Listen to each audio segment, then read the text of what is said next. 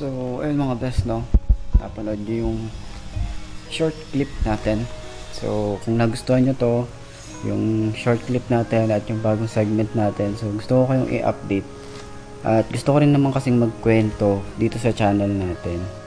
Lalo na sa buhay ko, sa mga mangyayari sa buhay ko. Gusto kong gawin isang diary habang papalaki tayo ng papalaki.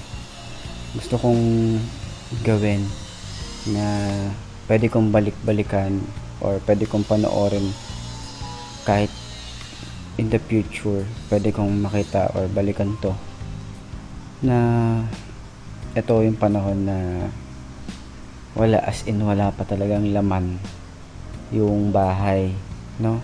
Itong nasa likod ko, ito yung una kong pundar. Ito yung pinaka pricey talaga na nabili ko sa buong buhay ko, no? Tapos ayun,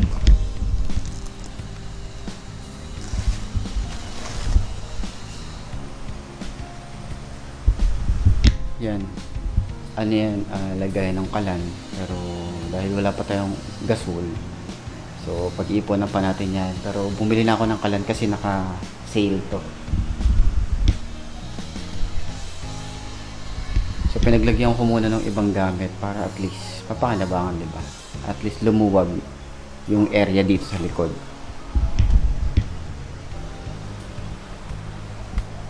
Ayan pa yung mga kalat ko.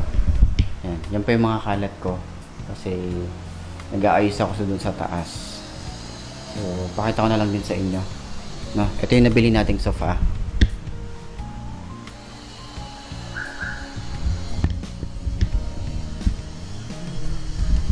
Ayun yung mga dog ko. Nasa hagdan. Tatlo yan.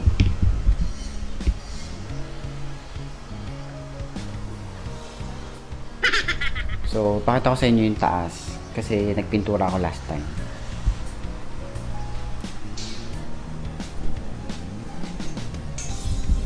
Kitaan.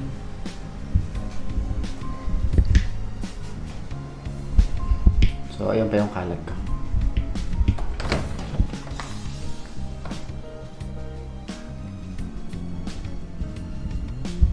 So ayan. So pwede na siguro akong maglagay ng mga gamit. Kasi as in wala talagang laman to mga bes. Wala. Tapos ito yung nasa likod niya. Itong nasa bintana na to.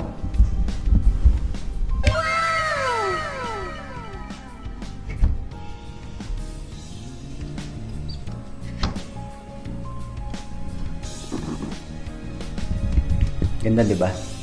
So, nung lockdown, lagi ako nagpa-vlog, nagdi-daily vlog na ito yung background ko. Ito yung nasa likod namin. So, maganda kasi yung ambience niya.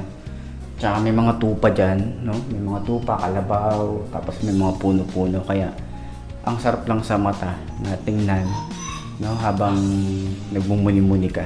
So, ayun. Malalagyan ko to ng gamit mga best. Dahil sa tulong nyo din, dahil tinutulungan nyo ako, pinapanood nyo yung mga video natin. So, unti-unti natin na punuin yung bahay na to. Tapos, ano pa yung pwede nating ilagay or gawin dito sa bahay. So, gagawin ko itong hashtag I mark my life. No? Ito yung title natin. So, may mga episode tayo na aabangan nyo din, no? Yung bukod sa motorcycle, hanip serye, moto visit, moto review.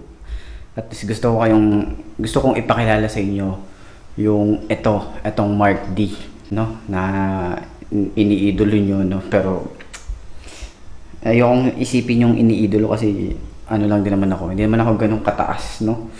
Pero sama-sama tayo paakyat, no? Paakyat tayo, huwag tayong hilaan pababa. So, support din yung ibang motovlogger. Nandiyan sa baba yung link nila. So, support nyo na lang din. Tsaka yung iba pa, mga best.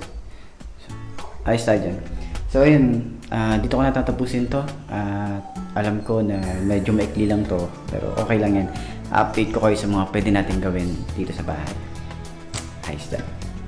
Basta mangarap ka, mga best. Mangarap ka, abutin mo yung pangarap mo, gawin mo yung pangarap mo, mga best. na hindi basihan kung matanda ka na or ano. Basta wala sa edad yan, no? Hanggat meron kang pangarap sa buhay, abutin mo. Kaya mo yan. Kaya natin yan.